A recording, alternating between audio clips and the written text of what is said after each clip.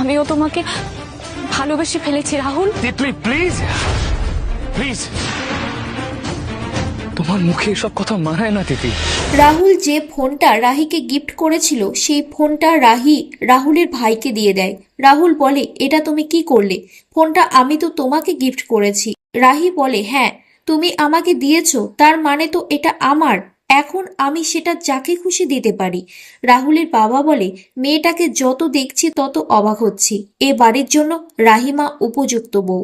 পিসি ঠাম্মি বলে, কাল এ বাড়িতে পুজোর আয়োজন করব। আর পুজোর দায়িত্বে থাকবে আমার বড় নাতি আর বড় নাত বউ। তিতলি ভাবে, দিদি আমি তোকে ভালো থাকতে দেব না।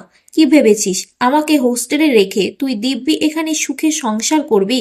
পিসি ঠাম্মি বলে, কি হলো, রান্নায় সাহায্য করতে পারবে বউকে আর পুজো করতে পারবে না একসাথে? রাহুল বলে, রাহি আমি তোমাকে এসবে জড়াতে চাইনি। রাহি বলে, আমার কোনো অসুবিধে নেই। ফুল পর্বটি আপনারা যদি দেখতে চান তবে অবশ্যই একটি লাইক ও সাবস্ক্রাইব করুন।